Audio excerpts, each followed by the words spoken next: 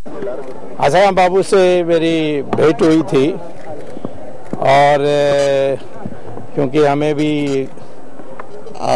विधि और कानून के बारे ज्ञान है, तो उनका जो परिस्थिति है उसको मैंने जाना। मुझे बड़ा आश्चर्य हुआ जब मुझे पता लगा कि 18 महीने जेल में हैं, जो अभी जांच की स्थिति में होते हुए भी मैं समझता हूँ कि एक प्रकार से ये इंडिया का रिकॉर्ड है कि ऐसे केस में इतने महीने किसी को बेल के बिना रखना।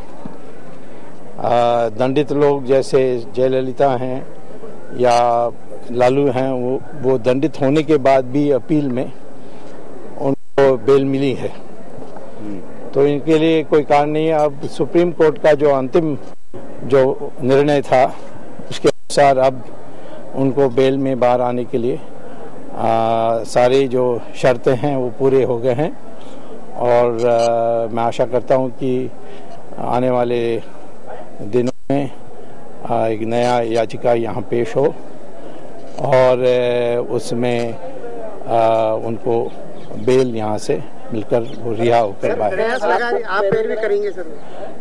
मैं निश्चित करूँगा। उसके लिए वो उन्होंने ही ये सुझाया था और मैं समझता हूँ कि उनके साथ बहुत बड़ा अन्याय हुआ है।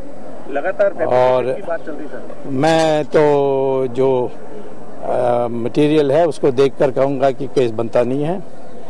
मैं ये भी जानता हूँ कि सोनिया गांधी उनके पीछे पड़ी थी और इसीलिए कि वो धर्म परिवर्तन के विरुद्ध में उन्होंने कई लोगों को, जिनको लालच देकर धर्म परिवर्तन किया गया था, खासतौर पर वनवासियों में, उनका उन्होंने पूरा वापस लाए। और हिंदू आचार्यों के साथ इस प्रकार का दुर्व्यवहार यूपीए में बहुत हुआ। आपको पता है कि शंकराचार्य ऑफ कांची, जो सबसे हमारे दक्षिण में तो कम से कम उनको सबसे पूज्य मानते हैं, उनको एक झूठा केस में, मर्डर केस में डाला गया था और उसमें भी मैंने दिलचस्पी ली और वो आखिर में पूर्ण रूप से मुक्त होकर बाहर आए हैं। और जयललिता का हाल ये हुई कि वो जेल जाने की स्थिति में हो गई जिसने उनको डाला। तो संतों के साथ ये राक्षस के व्यवहार जो होता है वो देश के पुनरुत्थान के लिए ही होता है। आपको नहीं लगता है कि इनके आसाराम बापू के ऊपर देश में दर्जनों मुकदमे दर्ज हुए, कहीं अतिक्रमण के, कहीं पे हत्या के, जो इनके स्कूल आश्रम है उन पर और भी कई मुकदमे हुए हैं, तो फिर ऐसे मामले में आपकी पैरवी करना है? नहीं, मैं तो ऐसे मामले का सवाल नहीं है। उनका एक मूलभूत अधिकार बनता है बेल में आने के लिए, उसी पर मैं सीमित हूँ। इस केस के लिए पैरवी करेंगे? मैं नेचुरली, क्योंकि मेरा तो जो सार्वजनिक हित में है उसी को मैं करूँगा। कोई आश्रम का है, कोई घोटाला का इश्यू है, इसमें तो मैं पढ़ता नहीं हूँ। ये सार्वजनिक इश्यू है कि एक धर्मगुरु को बेल दिया बिना अंदर रखा गया है। तो सुप्रीम कोर्ट में सर बेल लगाएंगे? नहीं, ये बेल तो यहाँ से शुरू होना पड़ेगा। सर, गुजरात में इनके भी फोर्ज केस था? मैं नहीं जानता हूँ, उस केस में पढ़ा नहीं हूँ। इस केस के बारे भी मैं फोर्ज नहीं कहूँगा, परंतु केस बनता नहीं है, इतना जानता हूँ। क्योंकि एक तो यह है कि जो शुरुआत में एफआईआर दर्ज हुई दिल्ली में और क्या घटना हुई जो जोधपुर में, वो भी 5 दिन के बाद।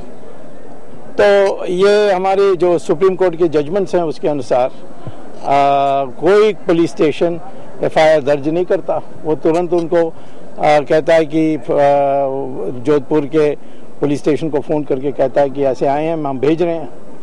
तो ये उन्होंने दर्ज किया एफआईआर, ये तो बड़ा आश्चर्य होता है, परंतु वो सब ट्रायल का विषय है। आज जो शर्त सुप्रीम कोर्ट ने रखी थी बेल के लिए अप्लाई करने के लिए, वो शर्त पूरे हो गए हैं, तो इसीलिए अब हम अप्लाई कर सकते हैं। कौन सी शर्तें?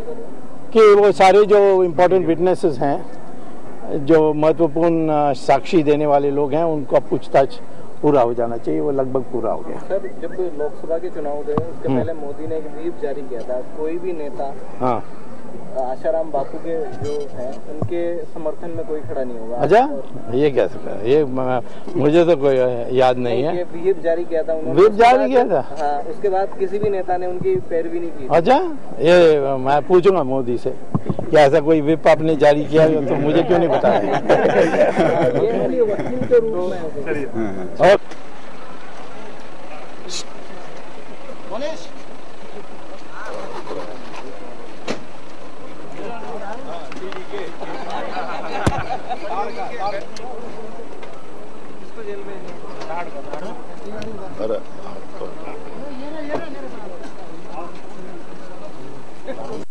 ओके, आगे आऊँगा एक 10 दिन।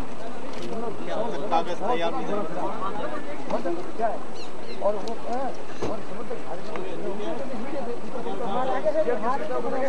आप लोग थैंक यू सर। अच्छा, थैंक यू सर।